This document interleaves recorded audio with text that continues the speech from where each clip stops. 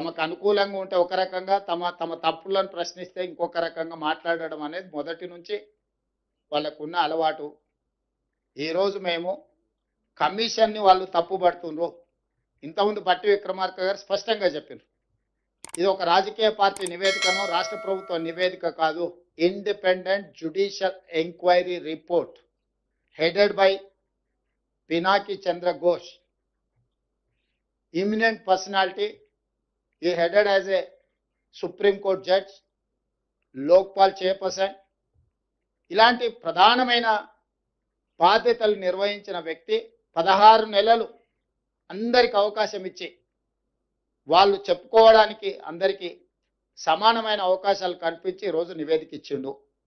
కాబట్టి ఆ నివేదిక మీద ఇంకా ఎవరు ఏ రకంగా మాట్లాడతారు, ఏ రకంగా విశ్లేషణ ఇస్తారు అనేది వాళ్ళ విజ్ఞతకే నేను వదిలేస్తున్నా.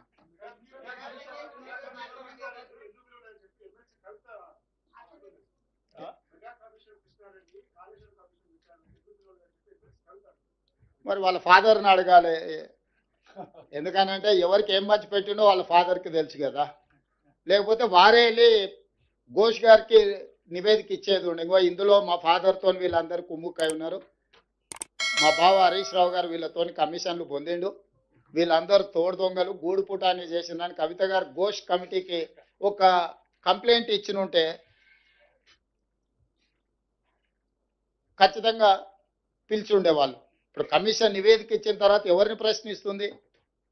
ఒకవేళ ఘోష్ గారిని ప్రశ్నించాలంటే వారు కలకత్తాలో ఉంటారు, కవిత గారు కలకత్తాకి వెళ్ళి ప్రశ్నలు వేయొచ్చు. రెండో నాకు గెలవకడుగుతా ఉన్నా, రిపోర్ట్ ఇచ్చింది సాయంత్రం, అర్ధరాత్రి ఆస్థాన మీడియాకు వెంటనే లీకులు, తెల్లారి వరకే ఈయన పాపాల బైరోడు ఆన పాపాల బైరోడు అని అడ్డమైన రోత వార్తలు. అంటే ఎంత ఉద్దేశపూర్వకంగా అంటే ఇంకా 650 పేజీల రిపోర్టు ఎవరు చదవకముందే 2 పత్రికలకు మాత్రం తెలిసి రోత వార్తలని రాసి వడ్డించి వార్చి కేసీఆర్ గారి మీద బీఆర్ఎస్ మీద ఏదైతే కుట్ర చేసే ప్రయత్నం చేస్తున్నారో, చిల్లర ప్రయత్నం చేస్తున్నారో ఆ నివేదిక ఒక గ్యాసు ట్రాష్ తప్పనలో ఏం లేదు. మొత్తం దమ్ముంటే మొత్తం 655 పేజీల నివేదికను ప్రజల ముందు పెట్టండి, మొత్తం ట్రాన్స్పరెంట్గా పెట్టండి. అసెంబ్లీలో ఎట్లా పెడతా అంటున్నారు కదా, ఇవాళ ఆల్రెడీ హరీష్ రావు గారు చాలా వివరంగా అన్ని విషయాలకు సమాధానం చెప్పారు. అసెంబ్లీలో పెడితే మైక్ కట్ చేయకపోతే ఈ ప్రభుత్వానికి దమ్ముంటే కాంగ్రెస్ ప్రభుత్వానికి మైక్ కట్ చేయకండి, మైక్ కట్ చేయకపోతే రాష్ట్ర ప్రజలు చూస్తారు ఎవరు నిజం చెప్తున్నారు ఎవరు అబద్ధం చెప్తున్నారు. చీల్చి చెండాడి ఫుట్బాల్ ఆడకపోతే మమ్మల్ని బట్టి. రెండో నాకు గెలవకడుగుతా ఉన్నా, రిపోర్ట్ ఇచ్చింది సాయంత్రం, అర్ధరాత్రి ఆస్థాన మీడియాకు వెంటనే లీకులు, తెల్లారి వరకే ఈయన పాపాల బైరోడు ఆన పాపాల బైరోడు అని అడ్డమైన రోత వార్తలు.